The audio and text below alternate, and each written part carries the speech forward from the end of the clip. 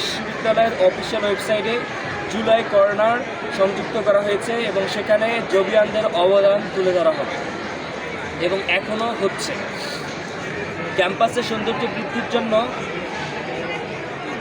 পরিত্যক্ত বাসগুলোকে প্রশাসনের মাধ্যমে বিক্রি করা বা নিলামে বিক্রি করা হয়েছে।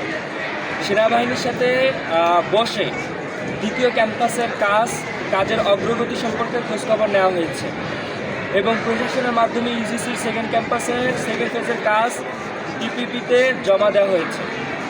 20তম ব্যাচ সহ আবাসন বৃত্তি ইস্যুতে 20তম ব্যাচকে জবিয়ানদের আবাসন বৃত্তির ইস্যুতে 20তম ব্যাচকে ইনক্লুড করা হয়েছে। আরেকটি বিষয়, 20তম ব্যাচের বৃত্তি সহ যেখানে জবিয়ানদের কোনো হামলা শিকার হয়েছে সেখানে যোগসুর প্রতিনিধিরা এবং সচেতন শিক্ষার্থীরা ছুটে গিয়েছে। সর্বশেষ যোগসুর উদ্যোগে জুলাই সনদে গণভোটে হ্যাঁয়ের পক্ষে ক্যাম্পেইন করা হয়েছে। এক নজরে যোগসুর উদ্যোগে আমাদের কাজের বিবরণী বলা হয়েছে।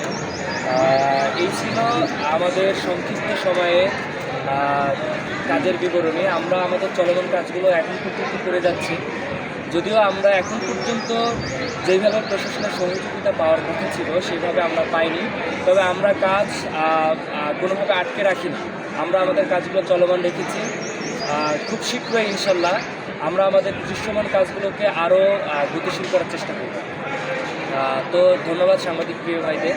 কারো যদি প্রশ্ন থাকে এক্ষেত্রে আমরা পরীক্ষামূলকভাবে স্টার্টিং দিয়েছি। তো আমরা পরবর্তী বিশ্ববিদ্যালয় প্রশাসন এবং ইউজিসির সাথে কথা বলেছি এটা নিয়ে, যে আসলে কিভাবে আমরা এই ইন্টারনেট সমস্যাটার দীর্ঘমেয়াদী সমাধান করতে পারি।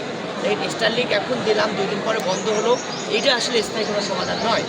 আমরা ইউজিসিতে একটা ফান্ডের জন্য অ্যাপ্লাই করা হয়েছে, তো এটার অনেকটা অগ্রগতি হয়েছে। আমরা বিশ্ববিদ্যালয় প্রশাসনের সাথে গত 2 দিন আগেও বসেছি। তো আমরা আশা করি অতি দ্রুত আমরা একটা এবার জুনের ভিতরে আমরা এই অর্থটা বরাদ্দ পাবো ইনশাআল্লাহ। আমরা আশাবাদী, যদি আমরা প্রপারলি ফাংশন করতে পারি, এখান থেকে একটা বড় অঙ্কের অর্থ যদি আমরা পাই, তাহলে আমরা প্রত্যেক ডিপার্টমেন্টের ক্লাসরুমগুলো বা যেই জায়গায় রাউটারগুলোর সমস্যা, এগুলো আমরা অতি দ্রুত সমাধান করে ফেলতে পারবো ইনশাআল্লাহ। তো এক্ষেত্রে যে ইন্টারনেটের সমস্যা আছে এটা আমরা অস্বীকার করছি না। এটার জন্য আমরা অলরেডি ইউজিসিতে আমাদের ফাইল চলে গেছে এবং এটা নিয়ে আলোচনা হচ্ছে। আশা করি আমরা জুনের ভিতরে একটা সুখবর পাবো ইনশাআল্লাহ এবং আমরা সর্বোচ্চ চেষ্টা করে যাচ্ছি।